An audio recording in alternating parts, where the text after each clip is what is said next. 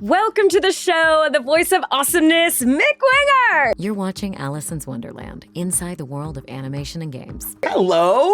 Hi, Mick. How are you, my friend? Oh my God, I'm so good. It's so good to have you here. Thank you. It's so good to be here. I don't think we've ever actually done an interview together. Not you and I, no. Yeah. No, I'm super excited about this. It's funny because you were saying like you knew the show like way back, like there's been several different incarnations of this show, but are we talking about the 2009 embarrassing version?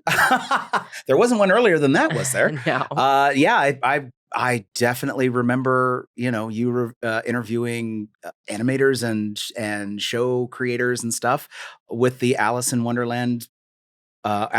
Wonderland brand for sure. So that little cheeky little icon. Yeah. No, it was super cute though. Oh, thank and a great you. idea. Yeah, catalyst of something for sure. It would have been great if I'd, continued with it. But here we are now. Here we are. And we're not bored of it yet. That's right. Yeah. That's so I've known you. When did we first meet? I want to say it was at a voiceover mixer thrown by, this will take me back, thrown by voices.com. But that was like in 2012, 2011? Oh, really? No, it was earlier it was before that. It was probably 2008. 2008, yeah. Because I remember even you were... you're as well as an amazing voice actor. You're also a voice acting coach. That's right. And you would do workshops. So you had done one with Meredith Lane. Yeah. Who I finally got to work with this year. Yes. On It's I Coming. Love Meredith. She's great. Oh my God. She's so good. She's the spot best. on. Incredible experience working with her. I Yes. felt very, very lucky. But yeah, I remember I would take workshops with you over Yes. at your studio in Burbank. And believe it or not, if you remember back in the day, we actually took a workshop together with Andrea Romano back when she was still teaching guest stuff. It was one of the first Voice Actors Network's events. Uh-huh. And it was supposed to be like limited to 12 people, but there were 19 of us there because we all wanted to work with Andrea. And They can't leave me out. right? Please. But yeah, we actually, I wouldn't have gone to that had you not like gone, let's go to this together. And I'm like, yes. Just So. texting you on my flip phone. It was, I think it was a BlackBerry. My Palm Pilot. So, I mean, super inspiring thing that I learned about you was that you didn't actually move to Los Angeles until you were 30. That's correct. Wow. So I think there's a misconception that you have to move here when you're in your 20s or right out of college or grow up here to really have an amazing career. And you have built an amazing career. Thank you. Through, talent and luck, sure, and perseverance and charming good looks. It's all charm, you see. Beauty, extravagant beauty. But so did you, when you moved to Los Angeles, were you planning a career in voice acting? What's interesting is, and I have to pay homage to your research that you've accumulated for this interview. I actually did come down to be involved in Christian ministry of some kind. I didn't know how or where, but I had read this book called Roaring Lambs by Bob Reiner, which was published, I want to say like in 1998. I was just out of college. I was working as a copywriter in the Central Valley of California, which is like ag country. Some big cities. I was in Fresno, which is 500,000 people or more. Mm-hmm. So, I mean, a pretty sizable city, but in terms of California and the cultural landscape, it was kind of nowheresville, at least in terms of influence. And this book, that Bob wrote, was called Roaring Lambs. And the whole conceit of the book was, if you've got gifts in things that shape culture, get out there and use them. Rather than just seeing a mission field per se as, going to some remote tribe in a third world country, go use the gifts that you have been given to go do this. And so I thought, yeah, I'll go do that. And what I'll do in order to make some money to, pay the bills. For any evangelicals out there watching, you might recognize the phrase tent making. What I would do for tent making would be some voiceover work, because I wasn't that great of an actor, but I knew I was really good at showmanship. So I thought, cartoon voices. Why wouldn't I do that? I don't have to be a real actor to do that. Mm-hmm. As soon as I hit the ground and studied with Pat Fraley for a workshop or two and took my first voiceover class with Dolores Deal. Oh, Dolores God bless her heart. Rest in peace, Dolores. We love you. She was amazing and super fun. But as soon as I took those and I realized how much skill was involved and whether or not I really wanted to do this, I kind of fell in love with it. Yeah. I fell in love with that primarily. And as I matured, I mean, I came down at 30, but like many of us in this industry, we're all kind of just big kids. And so that maturity curve might have extended a little long for me. So as I was maturing, even at 30, I started thinking, I think regardless of quote unquote ministry, this is what I'm crafted to do. I mean, this is just a gift set that I have. So I'm going to lean into this because I love it. I love it more than anything else. And I was willing to build a lifestyle around it, and that's what it takes. So. Yeah. And so that was 2004 that you moved to Los Angeles? 2004. And what was your very first voice acting job? Oh my gosh. Locally or ever? Both. Oh, tell us. My very first voice acting job was in the Central Valley because I was doing community theater at the time.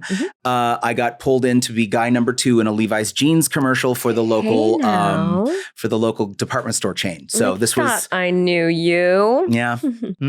Yep. Guy number 2. Guy number 2. Typecast again. As I'm sure you know, I'm friends with James Arnold Taylor, and back in the very, very early days when I first got to town, we were talking about putting together a demo of just guy 2 stuff, guy number 2. And that would be the name of the demo, Mick Wingert, guy number 2. And it was like me saying things like, really, I've heard about Honda, or, I'm reading Papa John's, stuff like that. Just all the little ancillary radio commercial lines that guy number 2 would have, because you see that guy all the time. And how fun would it be just to have a demo of just that guy? I'm not sure that we re-recorded some stuff, but girl it never number 3 over here. Girl number 3, office girl number 3. Hand me the last slice of Papa John's. That's right. Here you go. That's great. Anyway, nothing really ever came of that, but we had some really fun times in the studio coming up with guy number 2 lines. Interesting. And so, funny story about James Arnold Taylor. He actually is part of the lore of how you became the television version of Kung Fu Panda. Yes. Yeah. Tell us that story. So James was auditioning. The way he told it to me was he was auditioning for the video game that was coming out simultaneously with the first feature. That was like 2008. And he knew the casting director pretty well, Margaret Tang from Woo Music, and we love her.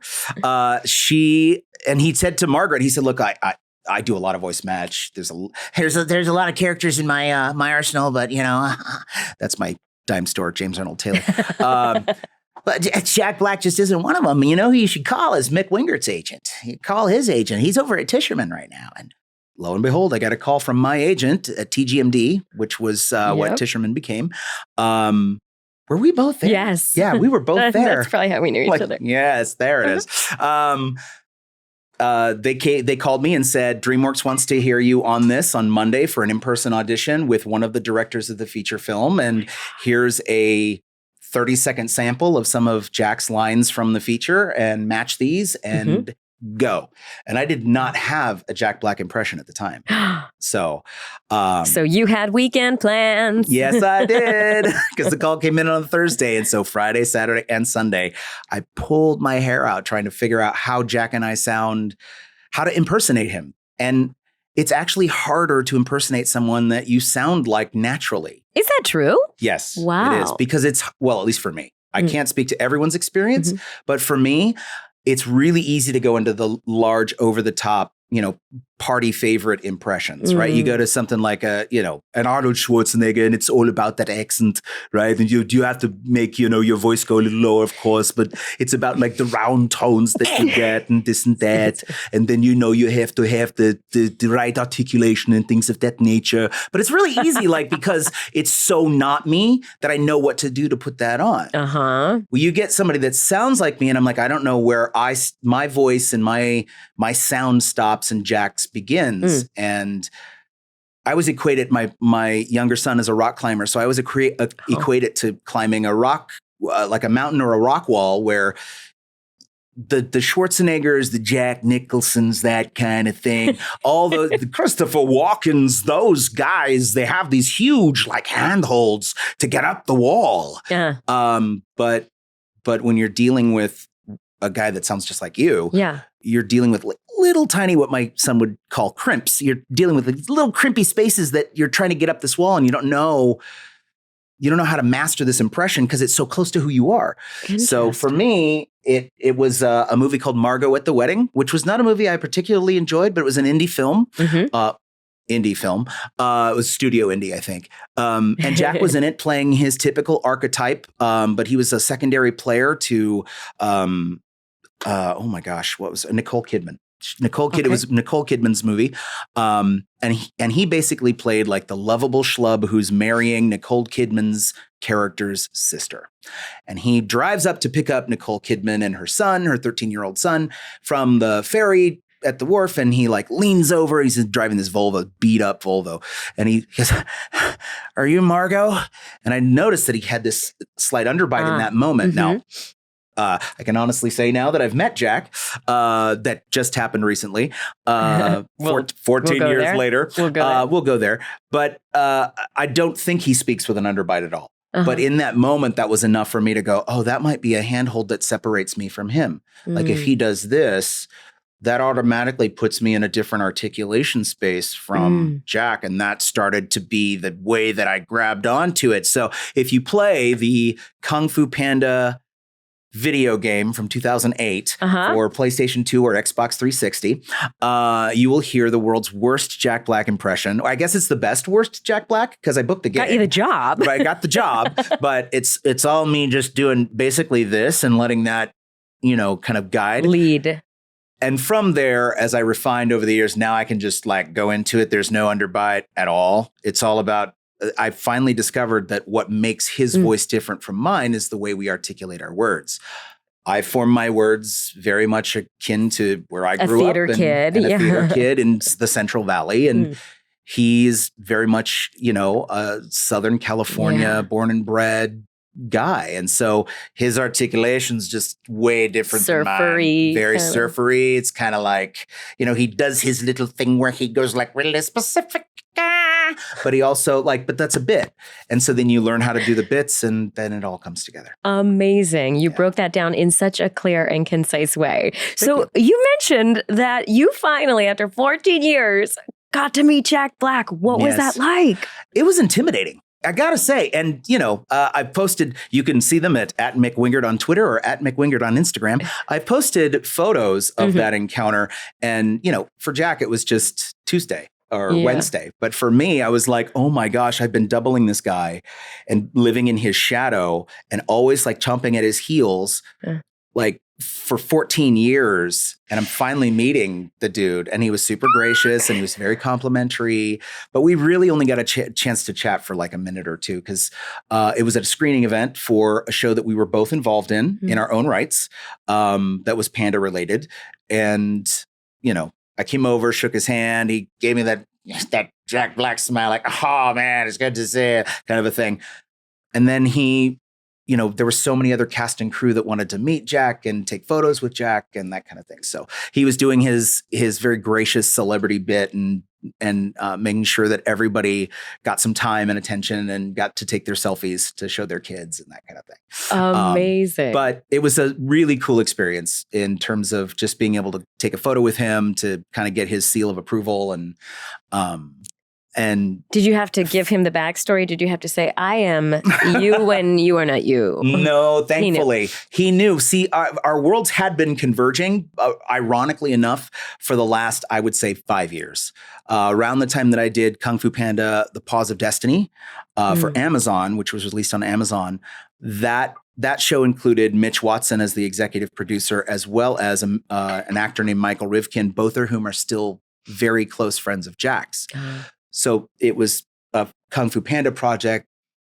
Our worlds were already starting to combine. Those guys were talking me up to him and relaying his feedback to me. And it was just a matter of time before we finally got to meet. Oh, I love that. It's super cool. It was amazing. very cool. Yeah. What a cool job. And so you'd only been here like 4 years when that opportunity. When that Thank opportunity you, came up, thank you, JAT. James. Woo. Chat. I love Jat. Thanks, Jat. Thank you, Jat. Once more. I mean, I'd only been here for 4 years, and Wow. back in I'll just call them the ministry days, I was thinking, I was just going to come in and start booking gigs because I had some voiceover experience. I was guy number 2 in a Got Trucks commercial. So why wouldn't I? Yeah. And then I realized what it really is. When you get to the Los Angeles market, I don't care what your previous experience is, unless you're a bona fide celebrity or some sort of talent who's already made a name for yourself in a major market. You have to pay dues when you get here, regardless of your experience level. And I don't mean just to the fellow community theater types like I was, but even if you're a pretty big name, you're still an unknown quantity until you're not.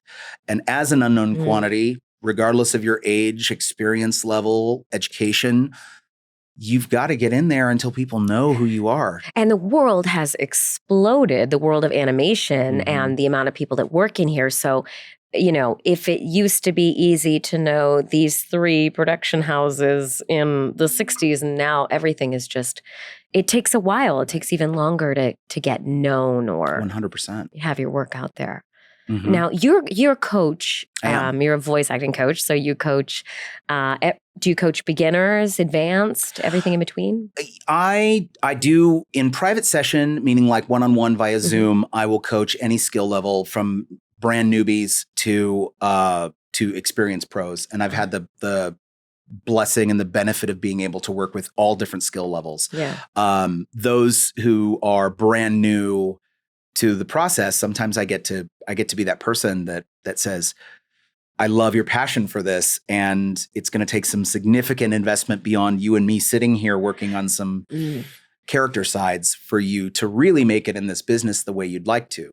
Other times I get to be that guy that says, wow, why aren't you in Hollywood right now? You need to get working, and here's how we put it together, a demo and that kind of thing. It's a fascinating seat to be able to sit in. One of my favorite things I'll even say about the screening I was just at with Jack is that they were doing one of the cast members. How can I say this without violating NDA? One of the cast members, who I cannot name at this time, but maybe I'll come back and tell you, is an established voice actor who'd basically only done commercial and narration, and was typically cast according to her ethnic background. She booked a major part in animation, and I had specifically coached her on the audition. Oh my gosh! And so watching her, I got to see some of her work animated, and I was more proud of that than anything I was involved with the project. I'm like, oh my gosh, that's my friend, that's my student. She sounds so good. So great. Amazing. To be able to walk through some of those milestones with people and see people that have coached with me go on to do amazing things. Yeah. So, and people that, I have made demos for, watch them go on to lead shows and that kind of thing.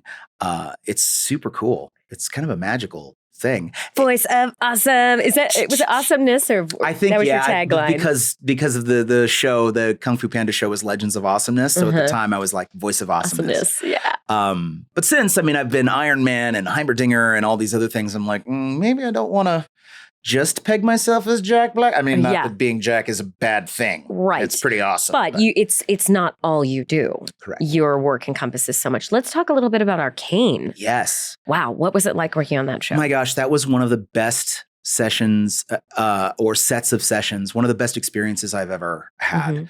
And you can appreciate this as a fellow actor. Like, they let us come into the studio, and even though we were only recording one-on-one, they gave us the time and the space. The session wasn't overbooked. It wasn't real grindy. It wasn't like, okay, give me 3 in a row. Give me 3 more in a row. Okay, 3 more in a row. We're going to talk. Hold on one sec. Because sometimes your session's like that. Yeah. Sometimes it's very much like, we just got to get in, get out. I'm doing some voice directing right now for Disney Junior, and our show tends to be scheduled very tight. And we're working with young performers, and we just got to get the read we need. And so sometimes, as director, I just have to go, give me 3 like this. And then they parrot that back to me. Yeah. And so on. But with Arcane, David Lyerly and his crew of casting associates, as well as Christian and Alex, who are the EPs of the show, Christian Link and Alex Yee, they were so committed to getting this realism and these grounded performances that they gave us lots of space. We would do a couple of takes of the scene. We'd go for different moments. David Lyerly, who was voice directing, he would come in and he'd go, that was really good. And I'm not blowing smoke. I think that was a really good take. We're marking that one. I think you can do better than that. I want to go for even more realism. I want this to really hit home for your character. What's happening here? Let's try just one more pass, and I'll read opposite you so you have something to bounce off of. And it was such a collaborative experience. I was blown away I knew it was going to be special from the way that they handled it. Yeah. But when I saw the final product on Netflix, like, this show is I'm so proud to be a part of it. I'm so honored to be a part of this groundbreaking animation, storytelling, and acting. There are definitely a few TV actor names associated with it, but I can overall say, I can reaffirm, what I've heard David say in press openings. Like, they didn't stunt cast to stunt cast. They were going for best performances. And some of those people happen to be doing other things on camera and whatnot, but everybody on that show is a fantastic actor, and I consider myself lucky to be a part of them. Tell us about your character. Professor Heimerdinger. So this is my favorite thing about Heimerdinger, is that they told me coming in, he's this furry little creature called a yordle, and this race of beings has the tendency to be very cartoony. And as many of your viewers might know, this is based on a video game. And in the video game, like, broad cartoony line delivery has some room. There's room for that. But in this show, they wanted it super grounded, and they were really concerned about whether they were going to keep Professor Heimerdinger, the Yordle, in the show. And and they said it was just dependent on the actor that we got. We needed somebody who could do a high-pitched creature voice, but that could also give him heart and make him feel like a real person. And so Professor Heimerdinger actually sounds like this. He has a very high-pitched voice and is a bit erudite the way that he talks. And he's all about science, very passionate about science. But he's also, like, lived through genocide and Holocaust, and he's lived 300 years, and he's got to have this worldview that encompasses longevity and joy and tragedy and relationships and all of these things that make a character a character. And to my credit, and again, it was a huge, like, this is one of those little treasures I'm going to keep in my heart for the rest of my life. Like, I got a pat on the back on my way out of the audition saying, we were looking for somebody who could make this character believable and human and not too cartoony. And that was our biggest worry. And we're not worried anymore. Oh. Yeah. Wow. It was pretty awesome. Amazing. Right? I know every actor dreams to have those kinds of moments where you get that pat on the back that says, you nailed that. Yeah. You nailed that. So that was kind of fun. So there is a lot of push these days towards more grounded or naturalistic performances versus cartoony. Can you speak a little bit about that? Absolutely. It's something I've thought a lot about, especially as a coach. Casting doesn't happen now the way that it used to. It used to, when you came to the industry and I came to the industry back in the early 2000s, it was still very much the old school way of doing cartoons. It was like a group of people, maybe 50 to 75 people strong, and they did all the work in town. And they were going from 2 sessions in the morning to 2 sessions in the afternoon, and they were on everything. They had to play grandmas and little kids and grandpas and monsters, and your whole day was a utility player. And only really strong utility players with great acting chops could come to that table and get a seat. That was a prerequisite. Well, now, with the confluence of all media to kind of this streaming format, and with the sophistication of the audience level rising, like, more and more adults are watching animated fare like Arcane than ever before. In fact, Arcane isn't even a kid's show. Animation is finally getting its due here in the States and in Europe as a viable storytelling medium for beyond kids entertainment. Because of that, the more sophisticated audiences are wanting more sophisticated performances. You know, having Droopy Dog talk like this is, or you know, no offense, Droops. Thanks. No, I mean, this is Droopy Dog like this. Who is that? That was he was like El Kabong. He was the Hanna-Barbera guy, the horse. Oh, why can't I think of his name? You're going to get put in the comments if you know what character I'm talking about. But having him like talk like this the whole time was not as necessary. And not only was it not as necessary, it could get in the way of an adult audience enjoying what was being presented. Yeah. Interesting. So that is why there's such a big change.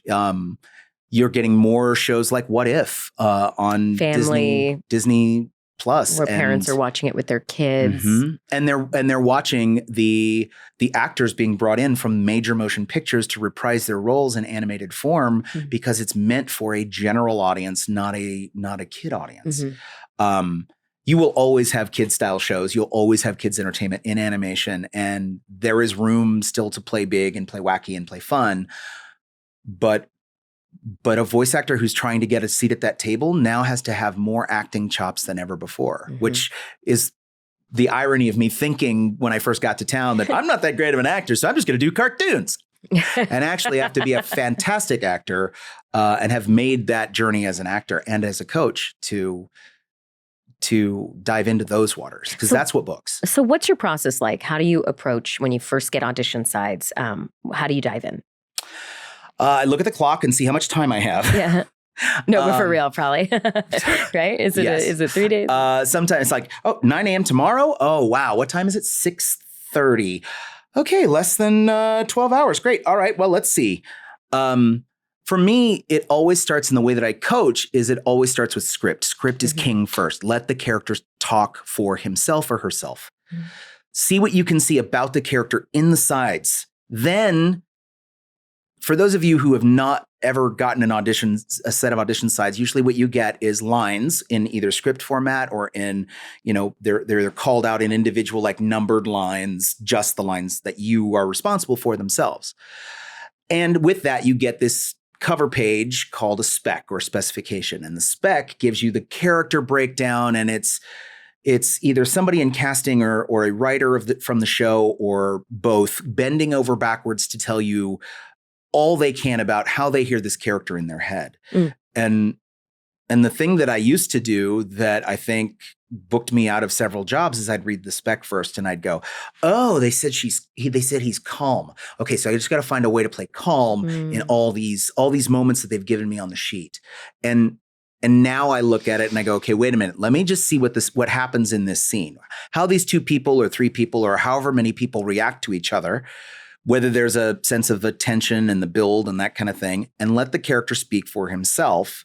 Then if I have questions, I'll go back to the spec. And you, like 9 times out of 10, Alicyn, I kid you not, most of the things that I would have read in the spec were self-evident in the way that the character carried themselves. And you would have been gilding the lily, trying to play them calm because that word is in your head. Exactly. So my process is now like, let this character speak for himself. One of the things that my teacher and mentor, Pat Fraley, taught me is give yourself permission to read things like a 5th grader first. Just read them just to find out where the words go before you make any acting choices, so that you don't have to undo your wrong choices in trying to do it correctly when you discover, oh, that's not where the sentence ended. It was actually went on for 3 more paragraphs. Got it. That kind of thing. Or something, yeah. So in that sense, I just read it neutrally out loud first. And then, depending on how much time I have, and then I that actually gives me the letting the character speak for himself or herself. And then I start building the character from how I think they carry themselves in the scene and what that should sound like. And then I dive into what archetype they are. So, if it's a lovable schlub character, I've certainly not been I've not been reticent to jump in and start doing this at first, and then seeing what else I could do, what other kind of lovable schlub kind of character is out there that fits that archetype. So physicalizing what that archetype might feel like. Is he big? Is he small? I always look at the character art, see how they're drawn. it helps to know what the creator of the show has done in the past. Like if you get a J.G. Quintel show, I don't care if you're drawing a weird looking, if you're voicing a weird looking squirrel, it's going to sound like a regular person. He's just going to talk like this because this is how J.G. Quintel shows go. Mm-hmm. They just have normal people voices. So you got to know a little bit about the industry that you want to work in. And that's part of that is the homework that you do when you don't have sides in front of you. Mm-hmm. It's like just being familiar with the industry. But physicality is a big deal. Like we talked earlier about me starting with an underbite on my very earliest Jack Black impression. And, sometimes just the putting the tension of your jutting your jaw forward and trying to still stay articulate. Like this is a great orc position. Master, I don't know what you mean, but I'm going to go kill the halfling. Right? Yes. Like it gives you a certain tension and creatureness that otherwise you might not have had if you just used your mouth the way you're used to using it. So giving yourself, imagining big teeth to work around. Like he's got huge incisors like this. And so so now all my articulation sounds like this because my lips are being pushed out by my giant teeth that I'm imagining are there. Right? Like great. That physicality, but it goes beyond face too. Sometimes you got to give yourself this body. The body. How does this guy carry himself? I was auditioning for something, didn't get it. But I remember it was for, I think it was a John Constantine animated thing. I don't know if it was Justice League Dark or if it was just Constantine, but it was for DC Direct, straight to video, 90-minute special movie. And there was a demon named Barul, and he was supposed to be this like demon of lust and greed and like creature comforts kind of a thing. Just all of your most salacious desires. Typecast again? Always. Always. Gosh. They live inside of us. They know I'm just a hedonist at heart. But he was described as being big and massive. And instead of picturing him as big and muscular and giving him this because I'm not that voice. If you want that guy, you're going to get David Sobolov, and he's going to kill it. He's going to knock that out of the ballpark. For me, I'm not that guy. So what could I give them that was evocative as an option? And I came up with this very I tried to give him jowls, you see. Let the mask breathe. And I pictured myself as being very, very fat. Like a very fat demon, because he has this scene with John Constantine where he's talking about how he's standing in front of this pool of human souls that looks like blood, and because it's all in hell, right? So he's like, oh yes, the water was fine today. There's nothing like a good bath. And just the carrying, I love this guy. Yeah, carrying myself like I was that wannabe sophisticant, like the guy who was really grimy but thought he was almost the like fat rolls in the back of his neck. Yeah, exactly. And what is living in there. And imagining that and letting that affect my physicality changed my voice. Because I wanted to start to match what that would sound like, you see. Yeah. And, really, getting nice and throaty with it because, it's very lusty, you see. And this sounds very, evocative. It's very into being, shall we say, sensual. And it's gross. God. And I'm having nightmares. It should be gross because this character is a nightmare. He's like a gross demonic entity. And that's what hit me. And that's what I auditioned because that's how I saw it in my head. And that's how it changed my physicality. Amazing. So. That guy's going to live in something soon. He is. He's coming. Believe you me. He's coming back. Don't worry. And you just announced a new role. Roll Joker on Bat Wheels. Can we hear what he sounds like? I cannot release that yet until the show airs. But yes, I get to play the role I've obsessed about since 10th grade when the 1989 Batman film came out. Oh, that was such a good movie. It was so good. So, but now this isn't the first time you played an iteration of the Joker. It is. I mean, officially. Oh, didn't you have like a small role as like a little, hold on. I know what you're thinking of. Oh, Joker security guard. Yeah, I was the security guard that got killed by the Joker. Oh, you were killed by the Joker. Yes. So Joker security guard was not actually, No, it was not it was not the Joker. It was the guy assigned to the Joker. He was like, the Joker's not in his cell right now. Red alert, red alert. And that's what it was. Wow. It was like you were touched by the Joker and then you later came to embody him. Yes, absolutely. Wow. But I will say, like, I posted online, I was speaking about my Instagram earlier, like when I finally got to announce the fact that I booked this role because DC announced it, I posted pictures the October after the film came out in '89. I dressed like the Joker for Halloween, and it was the biggest cosplay undertaking that I'd ever done. Like, I made my own costume. I mean, back in the days of Rit dye and a washing machine. Okay, we're not talking about buying purple fabric and fabricating it on your Twitch stream in front of an audience. I'm talking like you find thrift store handoffs, like white nurse's pants and a lab coat, and you throw it in the washing machine with some purple Rit dye. Yeah, Cross baby. your fingers that it's going to come out. And I made my own Joker costume back in the day and had family helping me. Thank you, Aunt Claudia. Will you send that? I feel like we need to insert that photo here. So yes, I will send that absolutely to me and we'll send that have to my you. editor pop that in. I will absolutely send that to you. Wow. So literally you manifested I a dream manifested come it. true. That was That's right. That was your 10th grade vision board. My 10th, and I didn't even realize that it was my vision board, but it was. I was obsessed with that character. Amazing. Because it was only a couple of years after the seminal comic book came out, the Killing Joke, which was written by Alan Moore. It's like the Joker graphic novel, as it were, although it's pretty slim. But it's a Batman story with a Joker story, and I think I was too young to really understand what it was all about. I understand it now, about how like one bad day can turn you into the Joker, basically. Well, we're all living through it right now, aren't we? Wow. I'm surprised there's not more of us out there with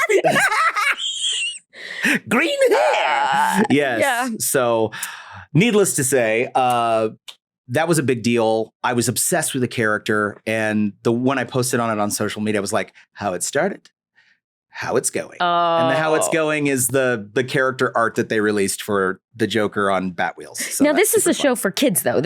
So Joker probably is not as scary as the many incarnations. Yes. Yeah, here's what I usually say is that this is your kinder, friendlier Joker, funnier. He really leans into more of a Cesar Romero than a Mark Hamill, but I definitely, in my version, is based very much on Hamill's performance and trying to pay homage to the Jokers that have gone before. But he's definitely clown prince of crime. He's not psychotic psychopath. He's just out there having a good time in clown makeup and making bad puns and doing silly things and trying to give Batman a run for his money. Yeah, Batman. Why do you get all the good stuff? Right? Huh? Exactly. Have a Wait little till they get a load of me. Now, you also do a lot of Iron Man. That's true. Iron Man on a number of different shows. Thankfully, yes. How did that come about, the very first casting?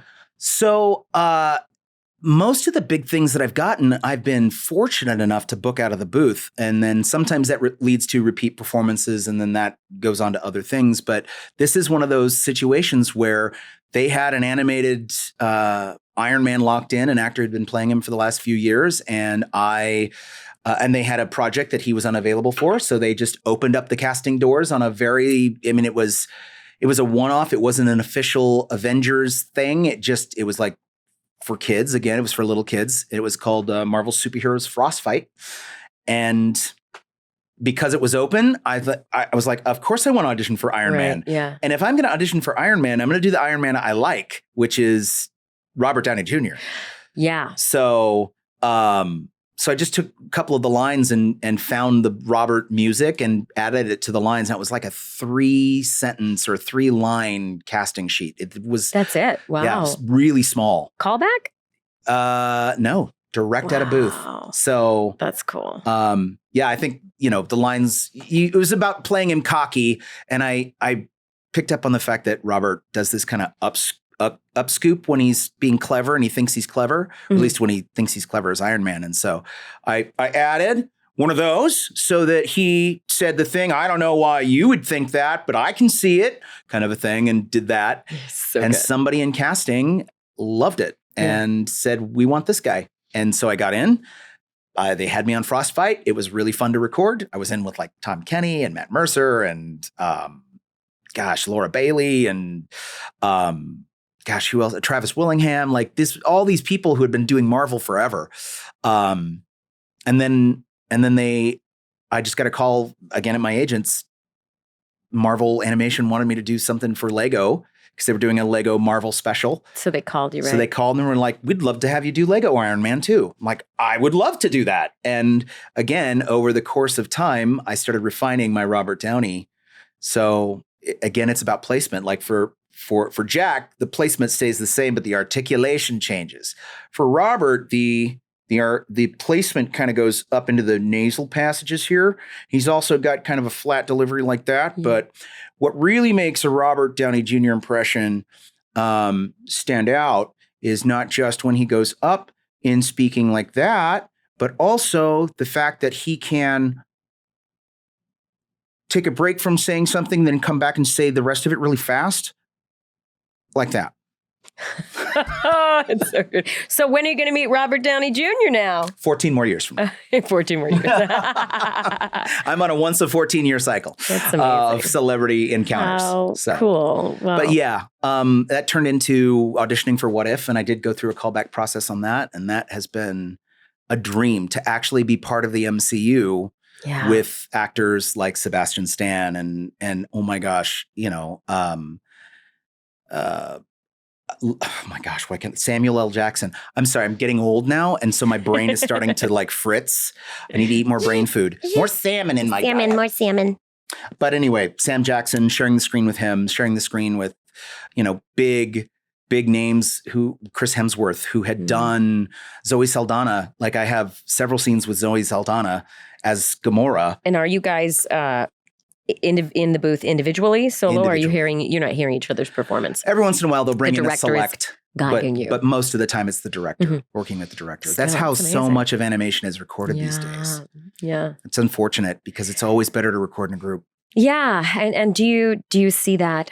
How do you see that moving forward? I mean, it kind of feels like we're not going back, but as maybe the pandemic potentially gets under control. Well, there's a glimmer of hope that I can talk about. Having been involved with some of the production on a show called Big Nate for Nickelodeon. Oh, yeah. I didn't know you were involved with that too. Are you on Big Nate? No, but Ben and Arnie came on the show. Oh, I love Ben and Arnie. They are we fantastic. Talked all about Big Nate. Yeah, they're so fun.